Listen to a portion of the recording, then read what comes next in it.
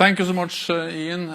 Distinguished guests, ladies and gentlemen, it's great to be here tonight. Great to be here at the German Marshall Fund. And as you said, Ian, 10 years ago, almost exactly 10 years ago, when I started my tenure as Secretary General of NATO, the first platform, the first speech was actually delivered here at the German Marshall Fund. So it's great to be back and to end my tenure giving a speech to the same institution.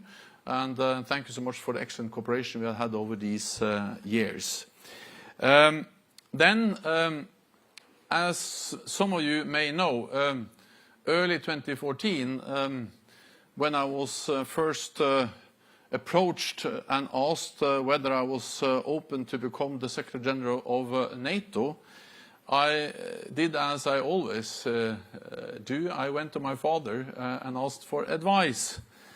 And he said, not so much happens at NATO. So he was not very enthusiastic about the idea of me going down there and having some boring years. And I listened very carefully to him because he joined the Foreign Service in Norway in the 1950s. He was Minister of Defense and Minister of Foreign Affairs. And he attended more NATO meetings than almost any other Norwegian. And maybe he was right that NATO was traditionally quite static. But static, quiet, is absolutely not the right way to describe the alliance of the last decade. Since I took up my post as Secretary General in 2014, the world around us has changed profoundly. We have seen Russia's illegal annexation of Crimea, the rise of ISIS, Russia's full-scale invasion of Ukraine, growing competition with China, the COVID pandemic, more sophisticated cyber attacks, and the increasing impact on climate change on our security. So the list goes on. During my time as Secretary General, the relevance of NATO has been questioned. The alliance has been described as divided, obsolete, and brain dead. But the reality is that NATO is strong, united, and more important than ever. We have, over these 10 years, undergone the biggest transformation in a generation.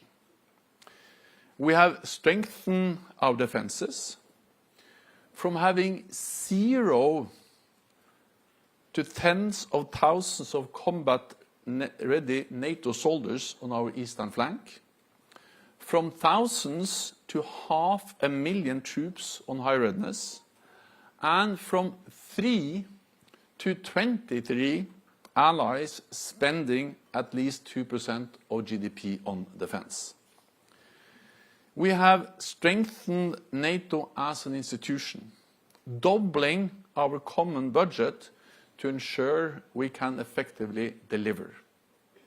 And our family of allies and partners has grown. Montenegro, North Macedonia, Finland and Sweden joined our alliance. And Ukraine is closer to NATO than ever before. In 2014, we only provided marginal support to Ukraine. Now our support is massive. And NATO is coordinating the support through our new command in Germany. We have also broadened our partnerships in the Global South, deepened relations with countries in the Indo-Pacific, and NATO-EU cooperation has reached unprecedented levels. I am proud to have served as NATO Secretary General and to have steered this alliance to a decisive decade. As I look back at this incredible journey, let me reflect on 5 lessons that are key to NATO's continued success in the future. First, we have to be willing to pay the price for peace. The more money, the stronger our defenses, the more effective our deterrence, the greater our security. Since 2014, spending across the alliance has gone up substantially. All NATO allies now invest at least 2% of GDP in defense or have plans to get there soon. And for the first time, total defense spending across Europe and Canada is above the 2% target. So the good news is that we have delivered on the pledge we made 10 years ago. But the bad news is that this is not longer enough. That is why NATO allies have agreed to spend at least 2% of GDP on defense.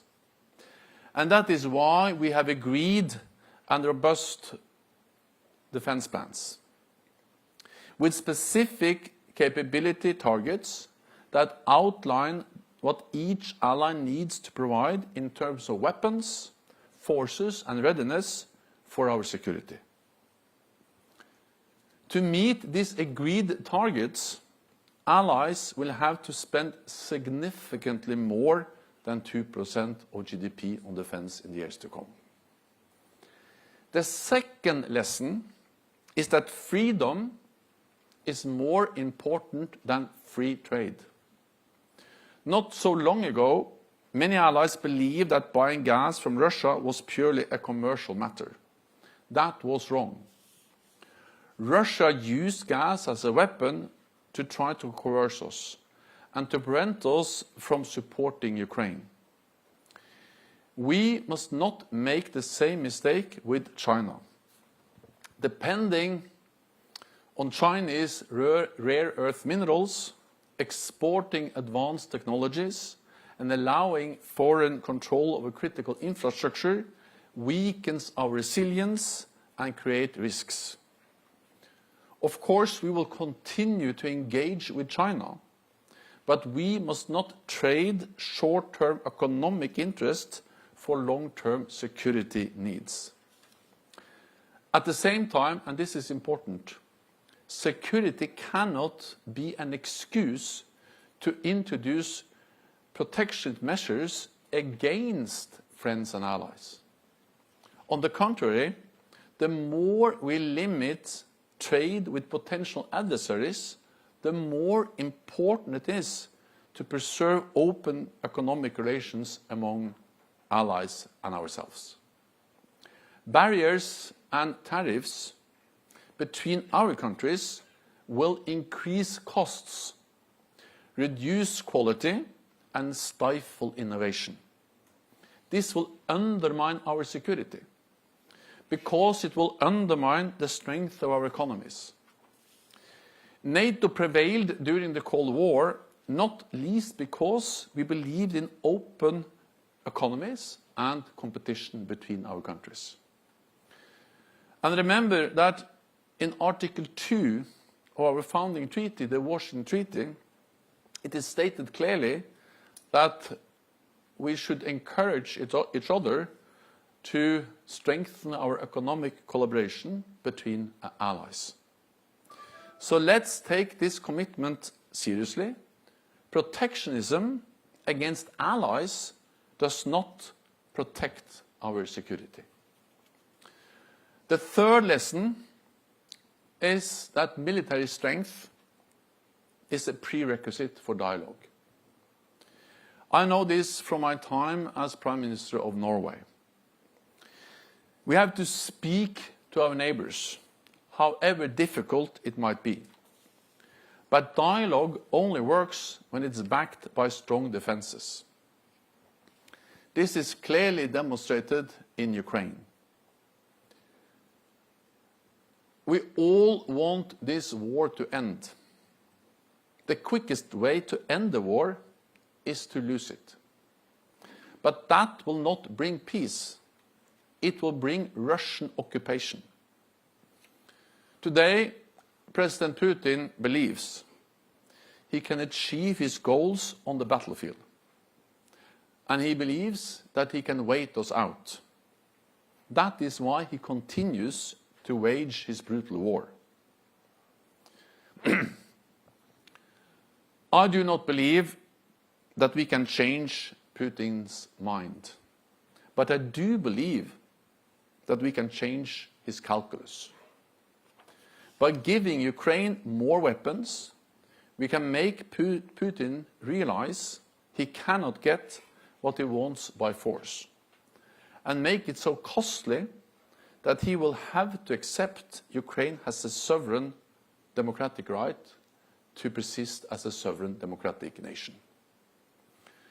The paradox is that the more weapons for Ukraine we are able to deliver, the more likely it is that we can reach a peace and end to the war. And the more credible our long-term military support, the sooner the war will end. As President Zelensky has stated, Russia has to be part of future peace talks.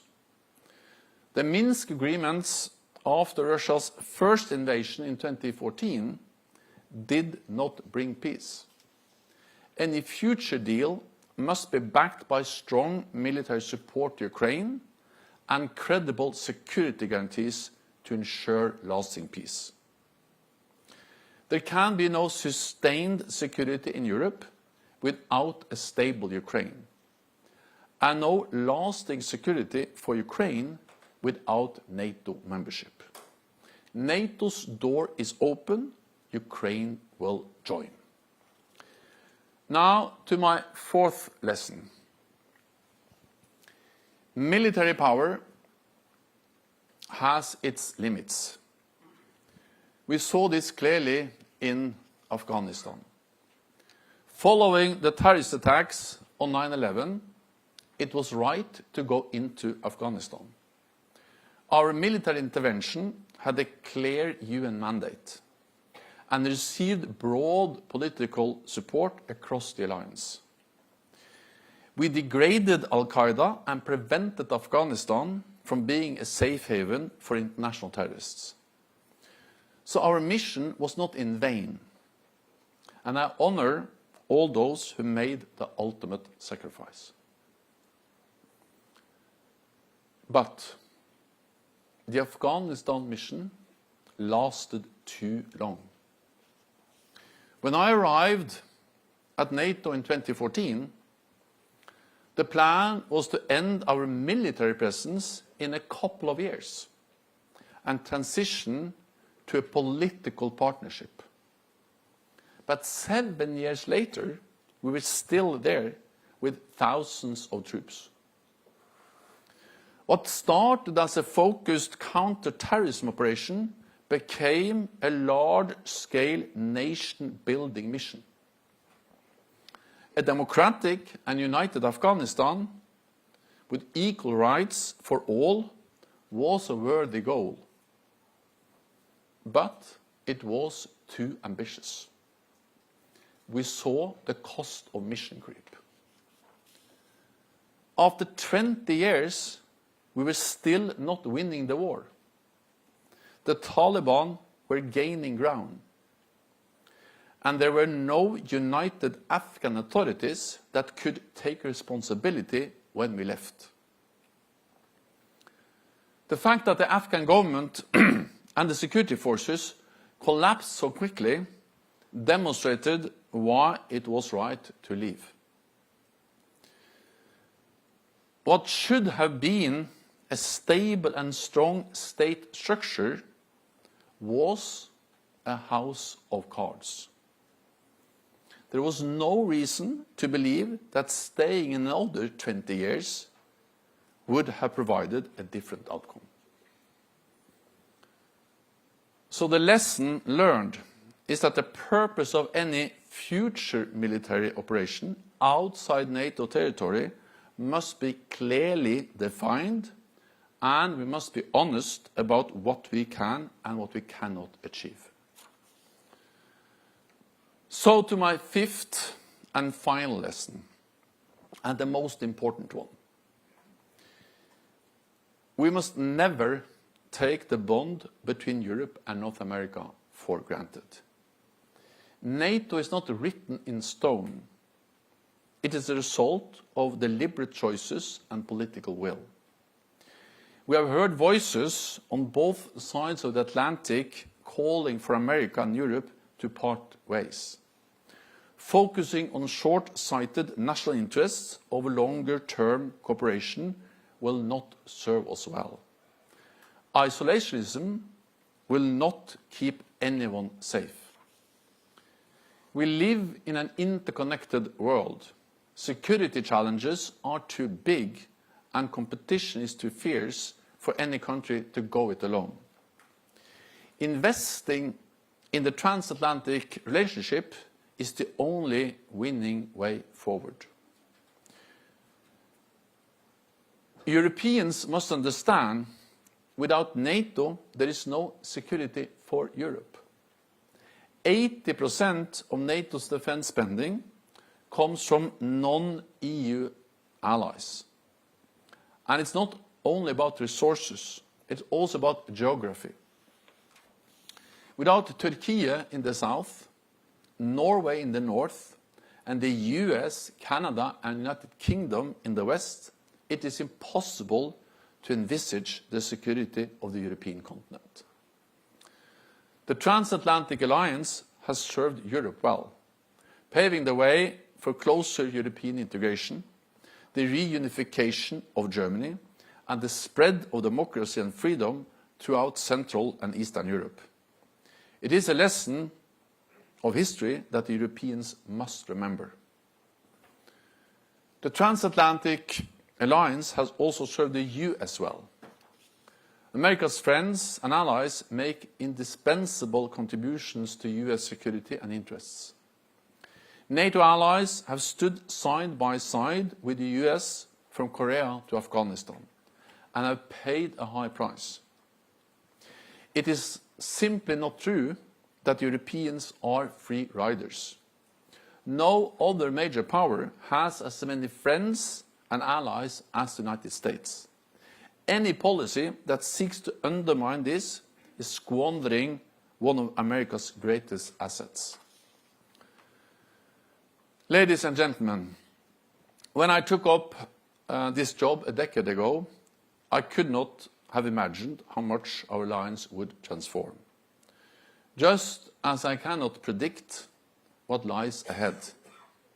But of this I am sure.